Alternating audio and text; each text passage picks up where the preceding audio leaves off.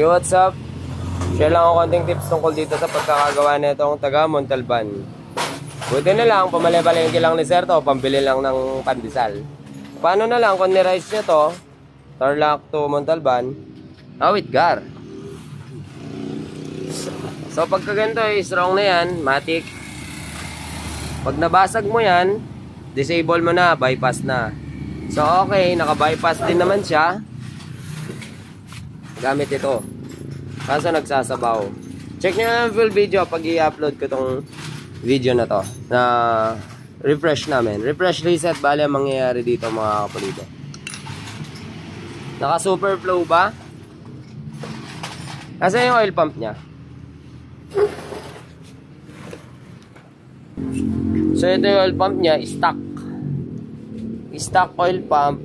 Tapos naka spec B oil pump gear. So may additional nga naman. Pero problema pa rin yan mga kapulido. So explain ko lang. Ito pong butas na ito. Ito ang receiver ng langis. Ito ang pinaka dadaanan ng langis. Paakyat sa head. Ito yung butas. Tapos yung pati pa letter T ang butas na yan, papunta naman sa sigunyal lang isa. Dito. So ang ginawa ng gumawa dito, naglagay ng bypass, tapos tumatagas. Tapos i-disable niya yung taas. So ito dinisable niya, tinakpan niya. Ito yan. Natakpan naman talaga kasi ayan o, sarado siya dito buo. So naharangan ito. So yun yung intention talaga niya, i-takpan ito, i-disable, paaakyatin niya yung langis sa head. Wait a minute, get a high limit. So itong pumunta sa head, ito na yan, dito siya pumunta. Ibig sabihin, wala nang supply ng langis dito papunta sa kanyang crank. Very wrong yon. So ang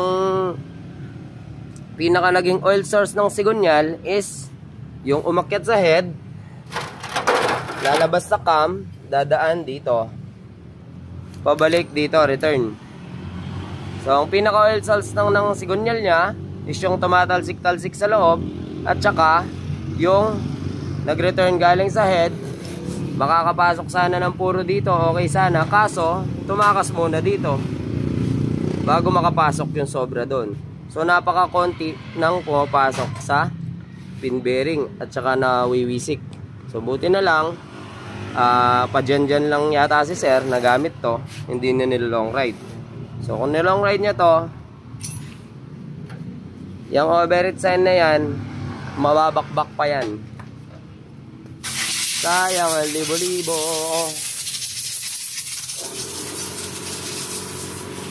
So tinapid namin 110 GPS, wala na. Buti pala hindi namin binabad-babad to, hindi sa amin pa nasira. So kung ganun ang gagawin, i-disable nyo tong butas na to.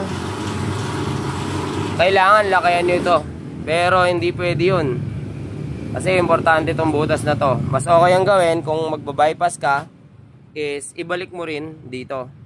So lalabas yung langis dyan, punta sa kung saan man, sa oil cooler, tapos babalik siya dito, return.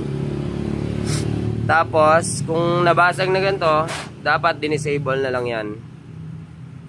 Yun, NI, thank you.